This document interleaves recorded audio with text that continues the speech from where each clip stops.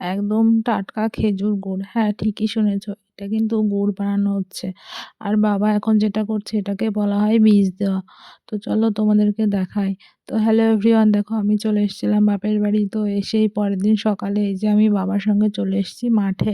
বাবা দেখো এখন তরতর করে খেজুর গাছে উঠে যাবে রস পাড়ার জন্য। তো আমি অনেক দিন পর বাপের বাড়ি এসেছি, তো ভাবলাম বাবার সঙ্গে একটুখানি মাঠে আসি। তো মাঠে এসে দেখো বাবা এখন খেজুর গাছ থেকে এই যে রসগুলোকে দেখো পেড়ে নিয়ে আসছে। আর দেখো কত উঁচু গাছ, এই ভোরবেলা কিন্তু গাছ থেকে রস পাড়া খুবই কষ্টের কাজ। তো এই যে বাবা রসটা নিয়ে আসলো আর আমি কিন্তু শখ করে এসেছি, তাই দেখো বাবার সাথে এই যে রসটা নিয়ে আসতেই চলো তোমাদেরকে দেখাবো কতটা রস হয়েছে। এই যে এই দেখো এতটা রস হয়েছে, তো এটা নিয়ে আমি বাড়ি চলে যাব। আর বাবা পরে দেখো এই ৩ বার রস নিয়ে এসছে। তো এখন এগুলোকে জালে দেওয়া হবে। তো দেখো জালে দেওয়ার আগে একটুখানি রস উনুনে দেওয়া হয়, এটা ছোটোবেলা থেকেই দেখে আসছি মা করে।